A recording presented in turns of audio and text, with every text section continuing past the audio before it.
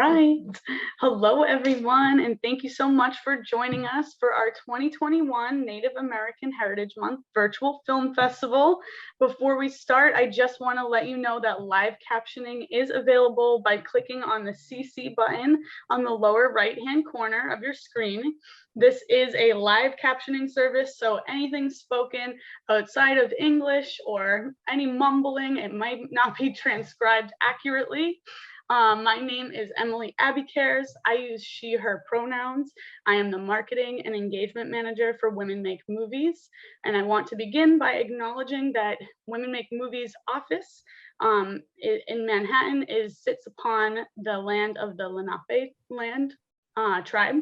I myself am joining you just south of Boston, so that I'm actually located on the Indigenous land of the Wampanoag tribe. I am here with our filmmakers, Brooke Pepion Swaney and Katsitsionni Fox, and I'll let them introduce themselves to you all. I should have asked who would like to go first, so I'll just call it out. Brooke. Well, okay, everybody. My name, as Emily said, is Brooke Pepion Swaney. I'm calling in from the Flathead Reservation, which is home to the Confederated Salish and Kootenai tribes, which is where my mom is from. I'm Blackfeet and Salish and identify myself as such. What else can I say? It's raining today, which is very unusual. And I'm just really happy to be here and with such an esteemed and amazing Indigenous filmmaker, Katsitsionni. So thank you. Thank you for having me. Yo, Brooke, Sego Katsitsionni Yungyats Waxkalewage Akwazasne Nuet Kidalo. My name is Katsitsionni, which means in my language, I make flowers. And I'm Bear Clan, and I'm from Akwesasne and Mohawk territories, which is right along the St. Lawrence River, and Haudenosaunee territories here, which is most of New York State. So I'm happy to be here today and happy for this event, and looking forward to talking to everybody. Thank you both so much for those great introductions. We are so honored to have you both chat with us today. We'll start with something very easy, we want to know what drew you to these stories in your films and how did you first get involved? And if you want to start, for those who may have not seen the films yet, if you want to just give us maybe the log line or a short description of what your film is about, that would be helpful as well. Okay, I'll go first. So my film is my first feature documentary. It's called Daughter of a Lost Bird. The film follows Kendra, who's here in this screen background, and her birth mother, April, who's also in the background of my image here. Kendra was adopted by a white family, and she reconnects with her birth mother, April, who was also adopted by a white family, and their journey of reconnecting with each other and also with their Lummi roots. And Lummi is a tribe in Northwest Washington State. And to talk a little bit about what drew me to the story, it was and if you watch the film, I do explain a little bit of it, but it was through my relationship with Kendra and her search for her identity that as a friend, I just wanted to help her find out where she was from. Knowing who you are and knowing where you come from is really important as an Indigenous person. And so I couldn't imagine what it would be like to be so not anchored in your identity in that way. And so I wanted to help her find out. For me, I've always had an interesting relationship with my own Indigenous identity. I was raised by my mother and her side of the family, which is here on the Flathead Reservation, and I am not enrolled here. I'm enrolled with my dad's tribe, which is Blackfeet on the other side of the mountains. And there, I always had there were always jokes, about how we were warring tribes back in the day, and like these kind of regional jokes about, like, Brooke, you don't need to be leaning like as you're walking, you're not up in Browning, it's really windy in Browning, for example.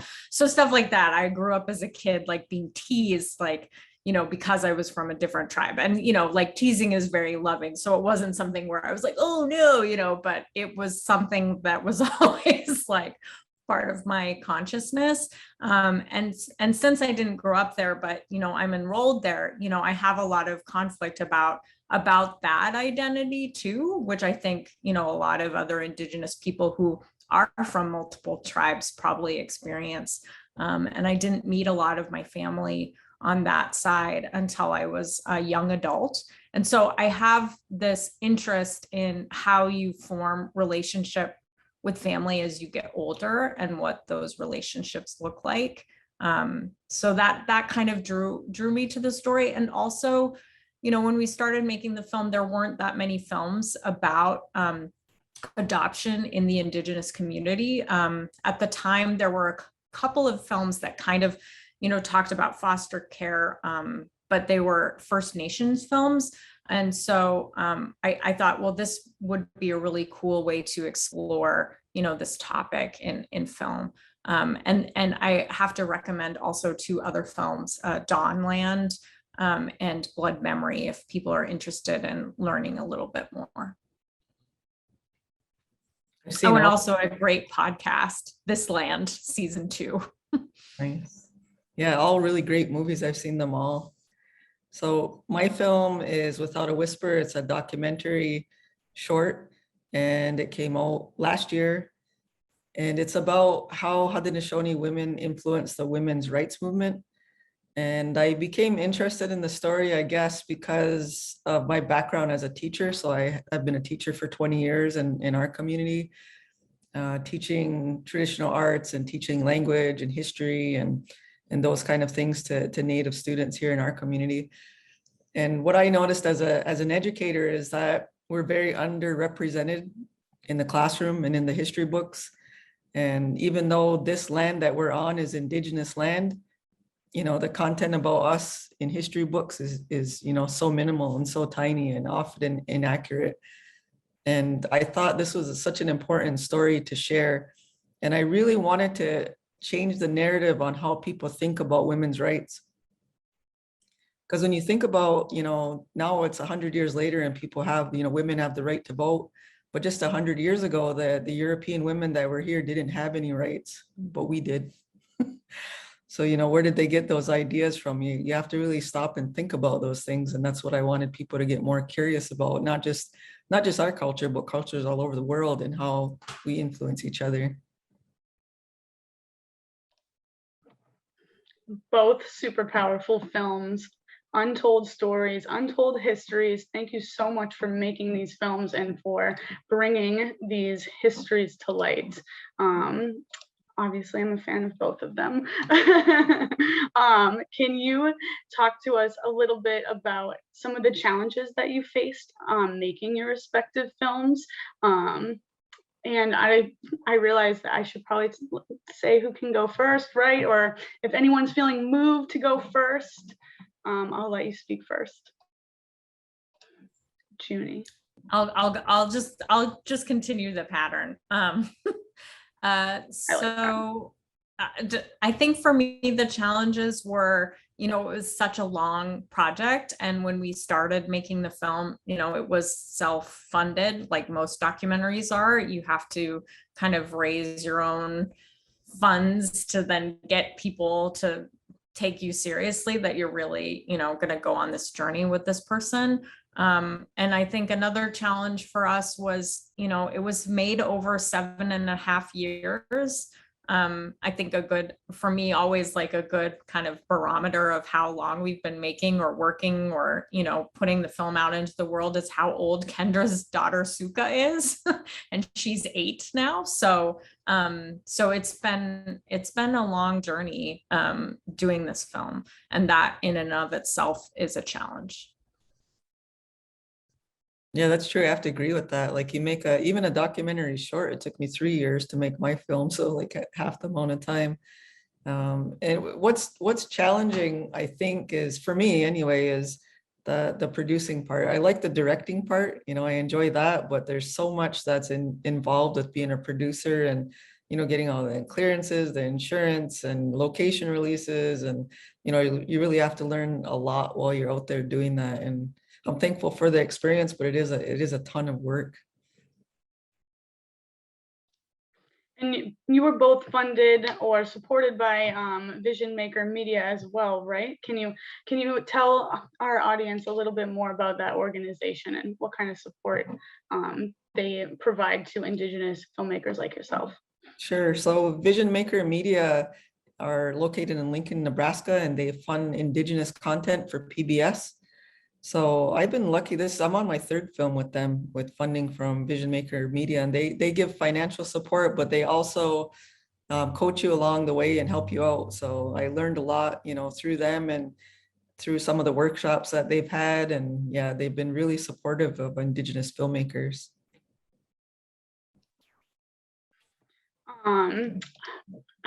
As we're talking about the filmmaking process, I'm just going to jump to a couple of questions about the filmmaking for you both. So your production teams are primarily composed of women and Indigenous people.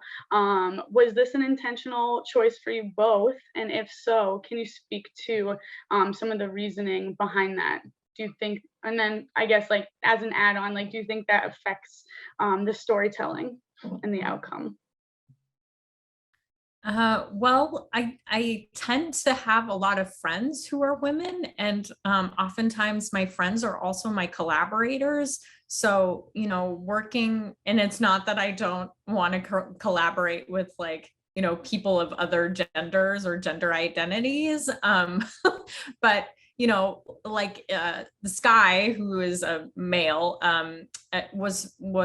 isn't from Lummi, but grew up in that community. And so when I reached out to him, and he's an amazing filmmaker in his own right, about helping us, meet some folks in the community and basically kind of be our field producer when we went up there, because it's not my community.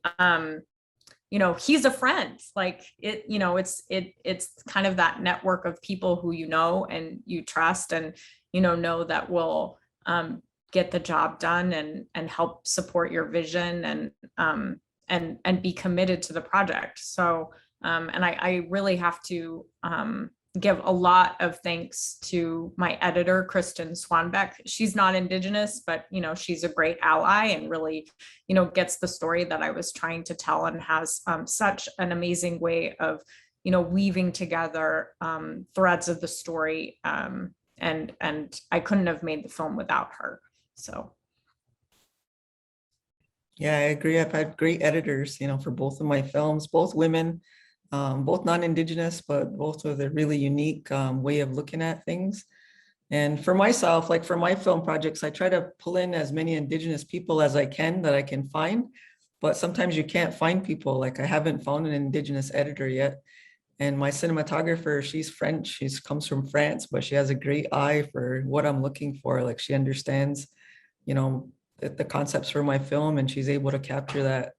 So yeah, but most of my team is women. I do have a few men, like my music composer, he was a man. And I also try to, even though I focus on Indigenous women in my films, I always make sure I have at least one cool guy in there, to balance things out. So that's how I've been doing it for the past few films anyway.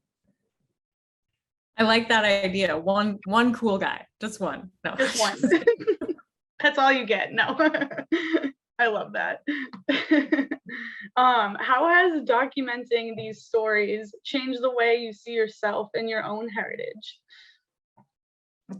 Oh, yeah, I've gotten this question before, and I have to say that I was fortunate to be making the film while I had moved back to Montana, and actually moved back to the reservation where my mom is from. We moved away when I was a kid and lived in, the state capital. And then I moved away for undergrad and graduate school. And so I really hadn't been, living back in our community for a long time. And so it was really nice to come back and be able to reconnect with family and, have the privilege to go to ceremony. Not everybody gets to go and do those things or, has interest or is invited. And so I feel like I was able to, learn a lot more about my own roots, just living here while I was making the film over those many years. I think for myself, I don't feel like it really changed the way I look at myself. But what's more important to me in these films that I've been making is for our young people and how they see themselves and that they're represented in media. And I think that's really important, even for the coming generations. Like when my great grandkids are looking around at the stuff that was made today, they can see what it was really like, and through our lens. And I think that's really important. I couldn't agree with you both more. And Brooke, that's so special. Kind of jumping around, but you brought up representation. What changes do you both think are necessary within the doc industry to elicit greater representation of stories by and about Indigenous people and especially women? Well, I think, right now is a really exciting time, for up and coming young Indigenous filmmakers because, there is a concentrated effort to put resources and funding behind our projects. Whereas before, it wasn't maybe necessarily always the case, and that there has been a push, to have these stories told by people who are from these communities. I mean, it's so important. There's been so many films, made about us without us, to use that term. And I think those days are numbered, and I'm really happy to say that because I think it's time for our perspectives to come out. There's so many films that are made about Indigenous people that where we're just a caricature or some sort of stereotype, and so it's really heartening to see this kind of change in our culture. Yeah, I couldn't agree more. And I like that term. Yeah, that's good. I think there's like she said, there's more funding out there. And this year for myself as an Indigenous woman filmmaker, I was I'm a Niatero storytelling fellow, and they're supporting Indigenous filmmakers, telling Indigenous stories. And we need more agencies like that, because most of us are working full-time jobs and then making films on top of that. I mean, that's what I was doing before I got this fellowship. So it's been great just to be able to, concentrate on my craft this year, and really hone in on that. And I've been just enjoying it so much. And in that same vein, do you have any advice for Indigenous filmmakers or emerging filmmakers in general? Oh, there's so many, words of advice that I could share for, burgeoning filmmakers, but really, it's like that you have to have that kind of that passion and that drive to really push you to make the film. And you have to ask yourself, like, would I want to watch this film? And is there another film out there about this? And if the answer is yes, I want to watch this film, and are there any other films about like this, then yes, you should make it. But you have to have that drive and that passion, because you're a self-starting business, really. You have to keep it going for yourself. Yeah, that's my advice. I guess my advice is not to be scared, to just go out there and get started. You could even start like this with an iPhone, so and also to networking is so important in this industry, like especially for documentary filmmakers, to be out there and seeing what other stories are out there and learning from, the way other people tell stories.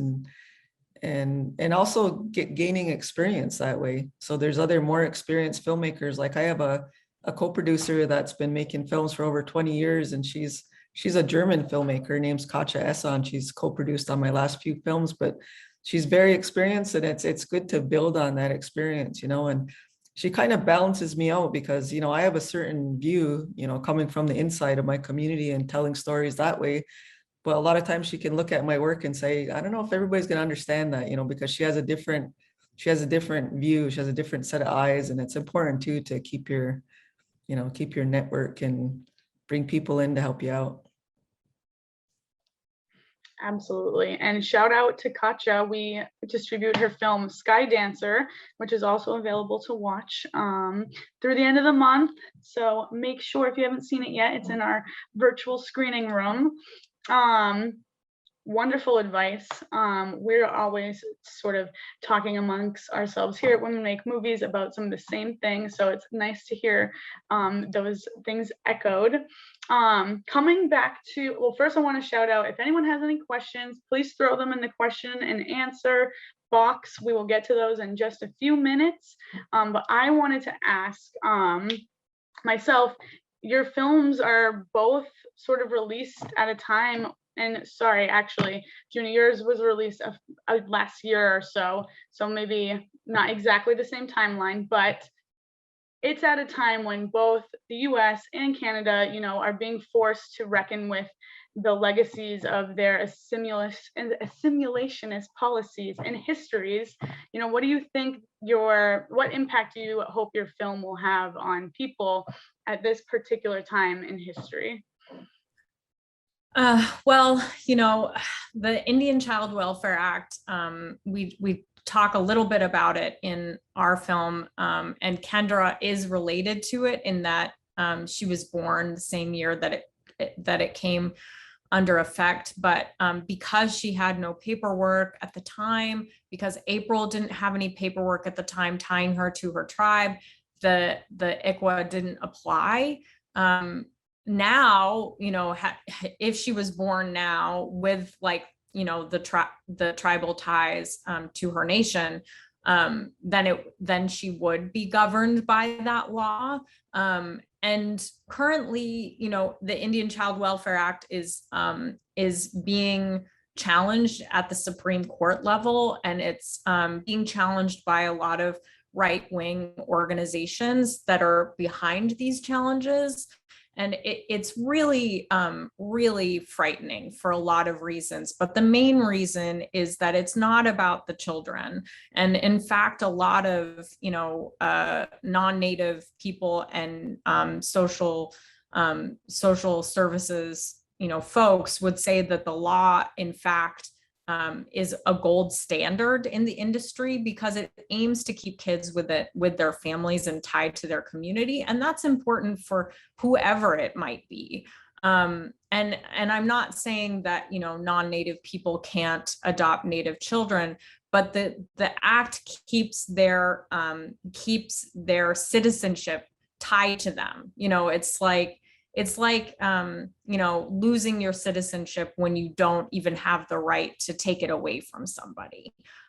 So that's why the Indian Child Welfare Act is so important for an individual. But where systemically it starts to get really complicated and scary is that, you know, the right, or these forces on the right side of our political spectrum, really want to get rid of tribes. And the reason is because of our land. And our land is a resource that, you know, people try to exploit. And, you know, tribes have the right to do whatever they want with their land because they're sovereign nations. And we shouldn't have these continued assaults, you know, on our tribal sovereignty. But here we are. The ICWA has been challenged more times than the Affordable Care Act. So, you know, I'm not really exactly sure how we can affect change rather, you know, with a film, but I'm hoping that we can, you know, at least start guiding the conversation.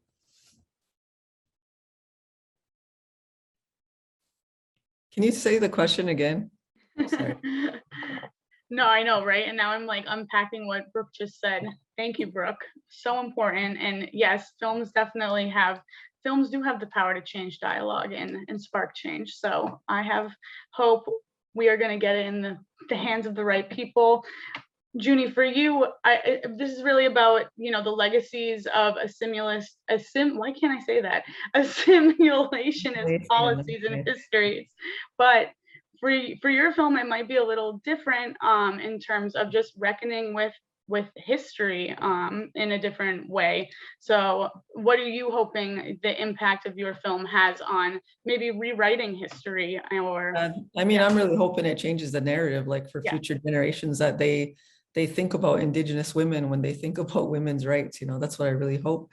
But one thing that's different, I think, as Indigenous filmmakers is that, for myself anyway, I always feel like I have some kind of responsibility to be like putting these little nuggets of history in my film. Like I mentioned in their boarding school, or I'll like really mindfully do that because people don't know that. They might know Western history, but they're not really aware of our history. So it seems like we have to do that with no matter what kind of film we're doing. We have to like consciously be doing these little teaching lessons during our film, So that's just something that I think we all end up doing. And actually, could you talk a little bit about your film Under the Husk? Sid asked if you could just say a little bit more about the film in the Q&As. Okay, so Under the Husk came out in 2016. It's a documentary about how we were able to bring our rites of passage ceremony back to our community. And it actually follows my daughter and her best friend through their 4th year of their passage rites. And so it was something that in the community, I had been involved with it since it started. And we're now in, I think, our 19th year of bringing the ceremony back.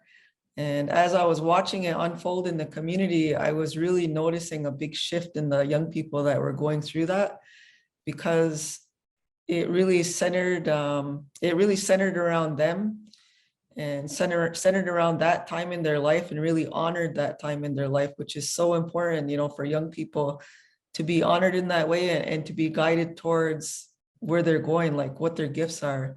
So that was why I wanted to make the film and really documenting this important thing that was happening, in our communities. And it spread all over the Haudenosaunee communities. It wasn't just in our community, it went to all the other, all the other nations. Thank you so much for sharing. And that film is also available to watch in our virtual screening room as well through the end of the month. So if you're willing and able to share, what are you both working on next? Sure. So right now, I'm actually shifting back into fiction. I was a trained fiction filmmaker before I started making this documentary, and so I have a script that was chosen by the Blacklist. And for those of you who don't know what the Blacklist is, it's a pretty well-known industry list that kind of like taps certain scripts that haven't been picked up by, major production companies. And they did an inaugural Indigenous list last year, and a short comedy TV pilot that I wrote with my co-writer Angela Tucker got selected for the list. And so, we're currently, looking for a showrunner to join our team and start pitching the film, or not the film, the pilot out.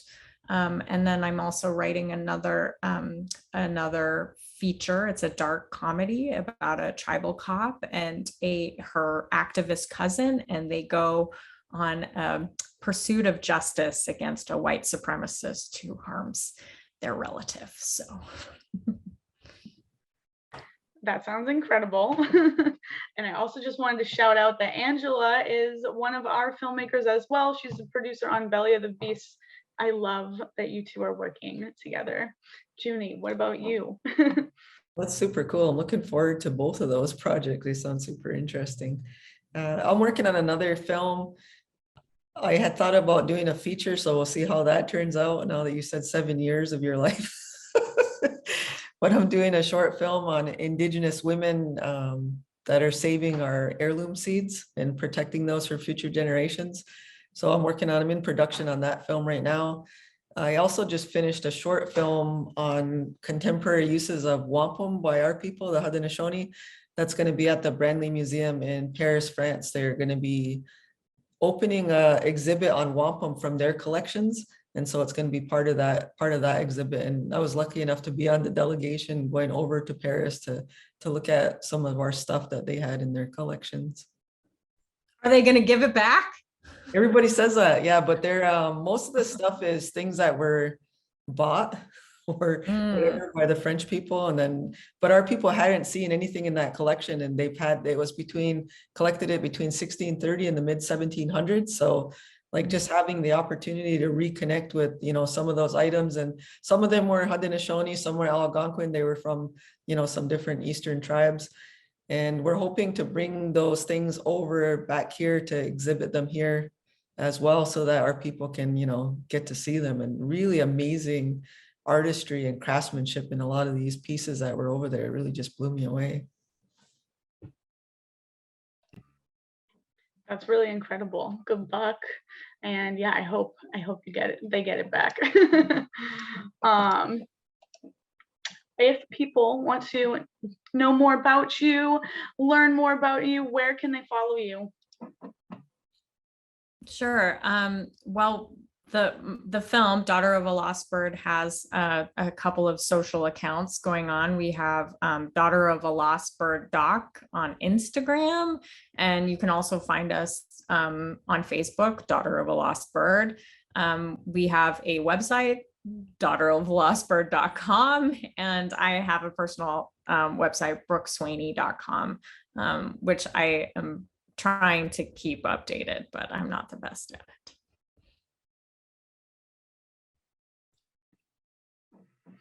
And Junie, I see you writing in the chat box, but if you want to shout it out as well. Sure. So I have websites as well for both films. One is withoutawhisperfilm.com, and the other one is underthehuskfilm.com. And we're also on Facebook and Instagram. So you can follow on any of those places. And also Women Make Movies, if you want to learn more about the film, they have both of my films over there because they're my distributor. Of course. Yes, all the films can be found at womenmakewmm.com. And we will be sending out an email to all the attendees after this with more direct links. We have an anonymous attendee ask in the chat. Both of your films deal with very personal ties. How do you balance between your emotional investment in the film and your day-to-day life? Great question.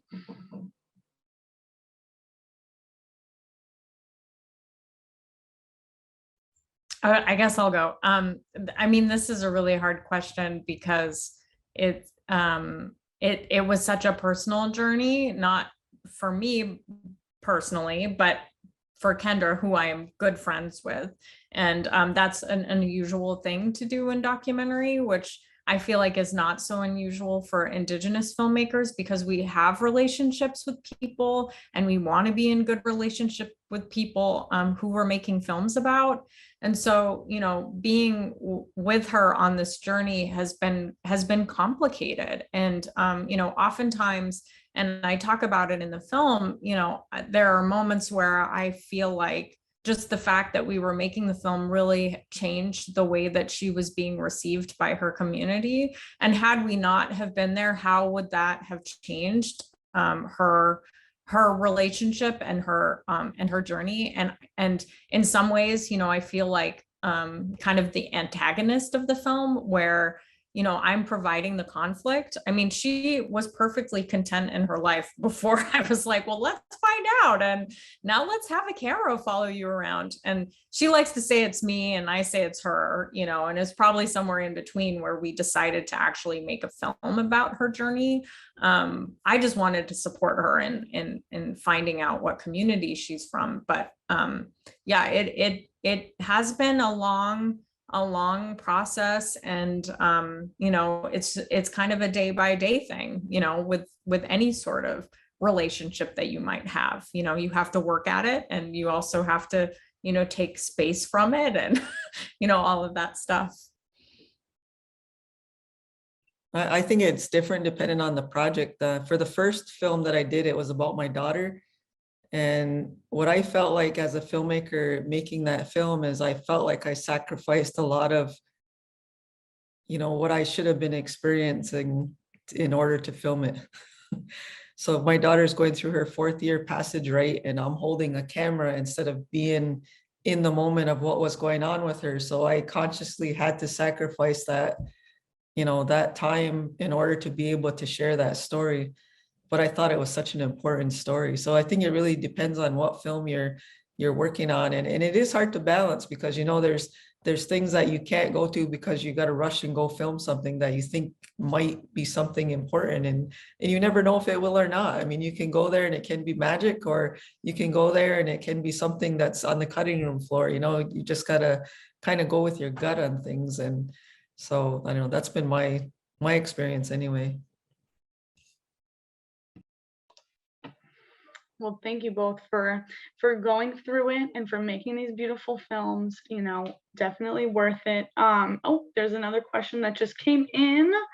Do you give yourself a deadline to start the film? Sorry, to finish the film when you start, or do you just go with the flow? That's the age-old question. When do you know the film is done? Oh, well, I mean, we had a deadline because, Vision Maker Media, when you get funding from them, you are contractually obligated to deliver the film to them by a certain date. And we had actually negotiated a year extra, which was a whole complicated process. And I kind of wish that we hadn't done that, but we didn't have the ending of the film.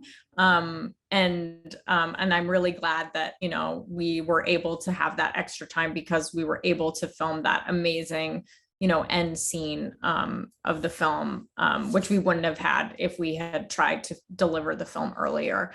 And then somewhere along the way, when we were in the middle of like the pandemic, or a little bit of time before the pandemic got bad, Kendra actually stood up at April's wedding and she's like, well, what if we filmed that? And what if we filmed this? And I was like, we just at a certain point, you have to end it because it, like, unlike life, or life is finite, but storytelling is like in film is like a audio visual temporal medium, so you have to like figure out, okay, this is how long this film is going to be. We can't just keep adding scenes and adding scenes. Like, what is the point that you're trying to make at the end? So yeah, I'm on the same, because I'm also funded by Vision Maker Media, and we do have deadlines. But for Without a Whisper, I made a conscious choice on that one that I wanted it released in 2020 because that was the 100th year anniversary of women's right to vote, and I wanted it to coincide. I wanted that story to come out at that time. So I really pressured myself to get it done. And with my daughter's film, some of the people that were like looking at the film with me along the way thought I should end it when they finished their passage rites, and I didn't agree, because I wanted to show how that going through that influenced them as young women. So I followed them another 2 years to be able to show that, and to show that, in 2 years they're both teaching language. That's the path that they got put on because of that. So yeah, I think every project like kind of guides you, when it's time. You kind of know in your guts, like this is it. We're done. We're gonna finish it up now. That's super interesting and very helpful. Maybe it is helpful to have deadlines from Vision Maker, not sure. Where else is there anywhere else that Indigenous filmmakers can look for funding? I think somebody sent me a private message on that, but outside of Vision Maker. Yeah, well, Nia Tarot is another place to look for funding. We got some funding for our impact and engagement campaign with Nia Tarot, which Katsitsionni also mentioned earlier that they give funding. Another great place, of course, is Sundance. Sundance has a Native and Indigenous initiatives. And mainly they're funding younger filmmakers. So if you're a young filmmaker, that's a great place to go for funding.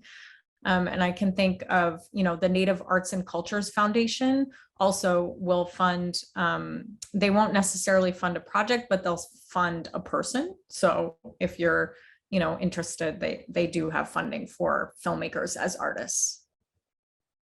I think just write to as many as you can. I mean, I've been lucky, like we've been lucky to be funded by Vision Maker Media, but I've written to other ones like Sundance and, there's all kinds of different ones. There's Firelight, there's, different places that you can write for funding. So just and then all the other big funders that everybody is trying to get. Yeah, ITBS several times. Yeah, ITBS is like good funding. I tried. Same, I tried too. I keep trying. We'll see one of these. Keep trying, absolutely. Don't stop. Shout out to if you are a filmmaker attending this right now, you can subscribe to our News You Can Use newsletter, and we will have funding opportunities at the bottom of those newsletters. They go out weekly, so apply to all the funds. They are yours too. And I think this is a great question to wrap up. We had an audience member ask, what impact on American culture and identity do you hope your films will have? These questions are so hard. I mean, I think I touched a little bit upon it, especially regarding, the conversation surrounding the Indian Child Welfare Act, and its importance, and helping people understand that law. I mean, people are still kind of confused about the purpose of the law, and they think, oh, well, that law is now 40 years old.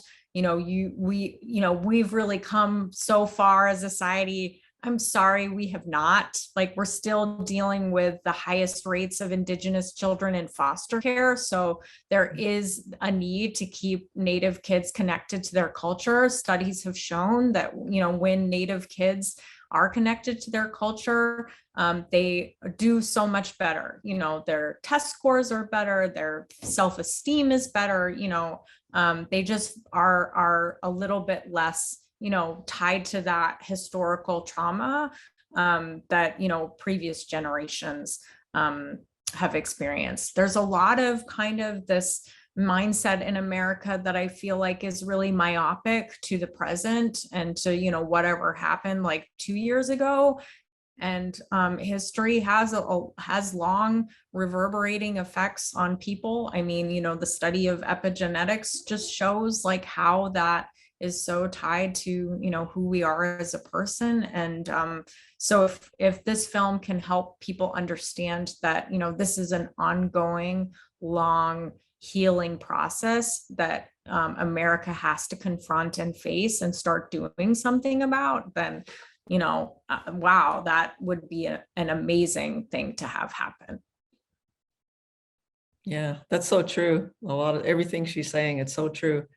And I think for the films that I do, that I've been concentrating on lately, I really am trying to share stories of empowering Indigenous women.